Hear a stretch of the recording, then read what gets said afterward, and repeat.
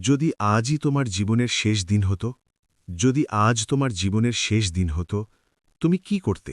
Phone scroll করতে, নাকি আল্লাহর সামনে দাঁড়ানোর জন্য প্রস্তুতি নিতে?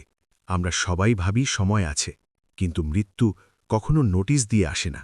আজকের এই ভিডিওটা শেষ পর্যন্ত দেখো, হয়তো এটা তোমার জীবন বদলে দিতে পারে। আমরা কেন বদলাই না? আমরা জানি নামাজ ফরজ, জানি কবর আছে, জানি হিসাব হবে, তবুও কেন আমরা দেরি করি? কারণ আমরা মনে করি এখন না, পরে শুরু করব। শয়তান কখনো বলে না নামাজ ছেড়ে দাও, সে বলে আগামীকাল থেকে করো, আর সেই আগামীকাল কখনো আসে না। কবরের বাস্তবতা। একদিন তোমাকে মাটির নিচে নামিয়ে দেওয়া হবে, চারপাশ অন্ধকার, কেউ থাকবে না, বন্ধু না, ফলোয়ার না, ফোন না, শুধু তোমার আমল। প্রথম প্রশ্ন হবে, তোমার রব কে? তখন কি আমরা উত্তর দিতে পারব, নাকি দুনিয়ার ব্যস্ততায় সব ভুলে গেছি? নামাজের গুরুত্ব। রাসূল সাল্লাল্লাহু আলাইহি ওয়াসাল্লাম বলেছেন, কিয়ামতের দিন প্রথম হিসাব হবে নামাজের।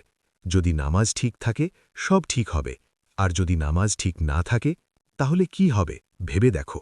আমরা দিনে ২৪ ঘণ্টা পাই, আল্লাহ চেয়েছেন শুধু ৫ বার ডাকতে, এতটুকু সময়ও কি দিতে পারি না? আল্লাহর রহমত। তুমি যতই গুনাহ করে থাকো, আল্লাহর দরজা এখনও খোলা। তুমি যদি ১ কদম যাও, আল্লাহ ১০ কদম এগিয়ে আসেন। আজ যদি তুমি সত্যি তওবা করো, তোমার আগের সব পাপ মাফ হতে পারে। কিন্তু শর্ত একটাই, সত্যি মন থেকে ফিরে আসা। সময় খুব কম। আমরা জানি না আগামীকাল ফজর দেখব কিনা, তাই আজ থেকেই শুরু করো। একবারে পারফেক্ট হতে হবে না, শুধু শুরু করো। ১ ওয়াক্ত থেকে শুরু করো, তারপর ৫ ওয়াক্তে পৌঁছে যাও।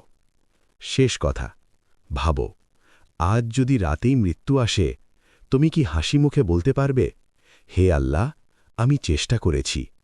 নাকি আফসোস থাকবে? সময় এখনও আছে, আজ থেকেই বদলাও।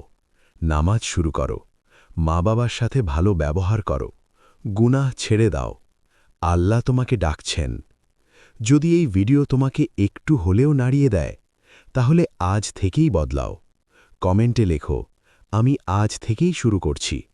আর ইসলামিক রিমাইন্ডার পেতে সাবস্ক্রাইব করো নূর রিমাইন্ডার বাংলা।